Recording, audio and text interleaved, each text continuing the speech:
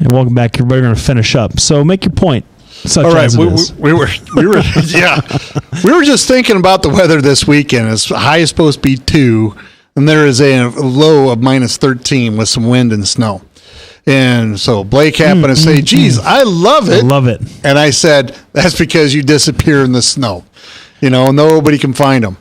Here's my point about politicians, and this is from my friend who's very liberal, Pat Van Zandt. If you run around and make them act like whores, don't be surprised if they are whores. All right? And her point was that every political person is beholden to some industry, titan of industry. If you don't think that a guy like Tillerson can buy more influence and power as the head of Exxon, and he would actually have more power and more responsibility and have more political clout as Secretary of State, I stop and I think, then why do we always court as politicians, because I'm one of them, why are we always courting these people with a ton of money, right? That's because they're buying power and influence. And I sit there and I think, to your point, yes, Hillary's strong. Hillary's made her own way.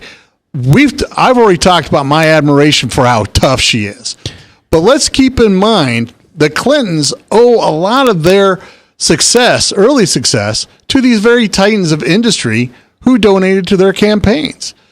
And my point about that is, I think that there's a whole lot more influence being the head of Exxon throughout the world than there is being the U.S. Secretary of State. I completely disagree, because the folks in Burkina Faso have never heard of Exxon, but they know who the Secretary of State is because they know who the President of the United States is. Well, and that may be true. And so the next time that we're dependent upon Burkina Faso to help us out in our ever never-ending wars around the world, because it's transactional, right? Yes. Weren't they a member of the Coalition of the Willing from in the Afghanistan and the Iraq wars? Oh yeah, you got to be on that one. I think they might have been, but not just that. Not just that. They sent some troops, or maybe not. I can't remember. But that's my point. Is these people? Don't get me wrong. If you're talking straight politics, or getting into government, yeah, they're probably going to be holding to Trump. I agree with that. But when you start talking about, are they necessarily going to agree with Trump? Or are they going to sit there and just toe the party line? I point to, during the break, I point to Colin Powell. He tried to do the best he could, and then finally went, I can't do this anymore. Condoleezza Rice, she was more on board with the plan, but she also had her conflicts with GW. Only after the fact, though, but that's because she's a good soldier. Colin Powell got out because he was lied to, and he went in front of the world, the UN, and made a fool of himself because the administration lied to him. So I mean that's a different. Well, we're not going to cover that subject because we've done that several times. I'm not talking about the country. Yeah. I'm talking about he said that they told me this, and it wasn't true.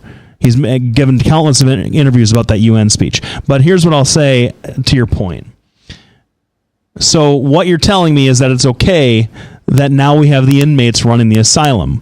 We've had this, and maybe it's fictional. I don't know. This fictional wall between our billionaires and our political class, and now it's gone because the billionaires are the political class. Well, you made a point a few weeks ago before the election that we do not elect our oligarchs, and not only have we elected an oligarch, but he's appointing all his oligarchical buddies to key positions in the government.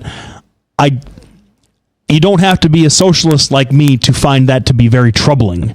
And that's... So you're talking about... So if we talk about like perspective anxiety, that's where a lot of my anxiety about this administration comes from. Now, once again, if they prove me wrong... If they come in and they're competent, and they do a good job, and the country, and we make America great again, I guess, I don't think that's very likely to happen, but how can I sit here in good conscience and good faith and say, well, the government's working and I'm not ashamed of it, but screw them because they're not on my team. That's the kind of unprincipled crap that we have on both sides now that drives me crazy. Well, and you and I can agree with that right now. Again, due to my position, I'm just going to say I stand by my statements earlier. I do believe that Trump is really trying the best he can to put together a coalition of people that can do well for the United States. But when you hire an oligarch to do a government job and you've broken that invisible barrier, it really does set a precedent. And it's just like, honest to goodness, I'm not comparing Trump to George Washington. I'm not doing that. But George Washington set a precedent. Listen, I'm not going to be king. I'm going to be president. This is the government I believe in.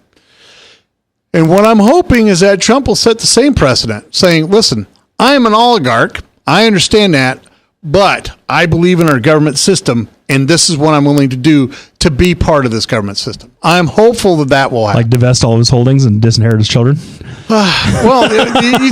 going to disinherit their children? Jimmy Carter did.